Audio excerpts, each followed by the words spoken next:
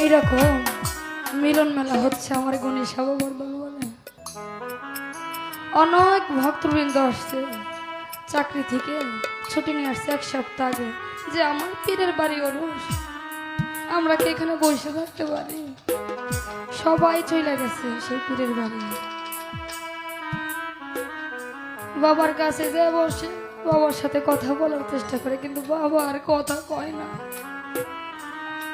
একজন ভক্ত একটু বিরক্ত হয়ে বলল, ও বাবা, আমরা যখনই আপনার দরবারে আসি তখনই আপনি আমাদের সাথে ঠিক মতো কথা বলেন না, এর কারণটা কি বাবা?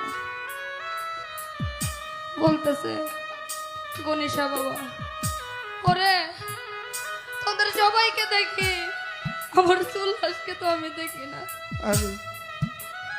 আর একজন রাগ করে ওঠা বলতেছে কি, আমরা এই দরবারে ছুটি নিয়ে এক সপ্তাহ আগে আসি, আমাদের কথা আপনি একটি বারের জন্য জিজ্ঞেস করেন না।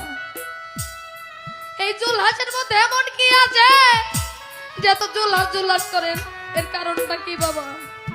গণেশা বাবা হাইসা দিয়ে বলতেছে, তোরা কি এটা দেখবি না শুনবি? তখন ভক্তরা বলে, বাবা চোখ থাকতে আবার শোনার কি আছে, দেখতে চাই। গণেশা বাবা বলে, একটা পানসি নাও সাজা, পানসি নাও সাজা। সেই নাই আমরা সবাই উঠা জুলহাসের বাড়ির দিকে রওনা দিব।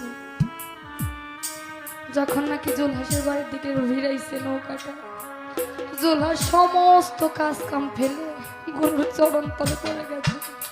বলতেছে, ও বাবা, আমার কি কোনো অপরাধ হয়েছে? আপনি আমার বাড়িতে আসছেন, আমাকে একটা খবর দিতাম, আমি আপনার চরণে পড়ে যেতাম, হাজির হয়ে যেতাম।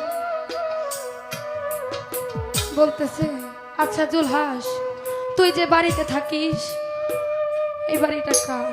কয় বাবা, আমার জন্মদাতা পিতা যখন মারা গেল তার আগে এই বাড়িটা আমার নামে লিখে দিয়ে গেছে। জগৎ থেকে আপনার হাতের উপরে হাত রেখে আমার এই জীবন যৌবন চুপে দিয়েছি, তবে থেকে এই বাড়ি ঘর সব আপনার। কয় যা, তাহলে তোর ঘরে বাড়ির দলিলটা আমার হাতে নিয়ে হয়। তখন ওর বউকে দিয়ে সে দলিলটাই না গরুর কাছে দেয়। বলে, জুলহাস, তুই যে ঘরে থাকিস এই ঘরটা কার? কয় বাবা, এইটাও আপনার। ভক্তদেরকে বলে, ঘরটা ভাঙ্গে আমার নৌকায় ওঠা। কয়, তোর যে বউ বাচ্চা, কয়গুলা সব আপনার দরবারের গোলাম বাবা। কয়, তাহলে তোর বউ বাচ্চারা আমার পানশিলায় উঠাই দে। জুলহাস দুইটা গরু বলতো বাবা।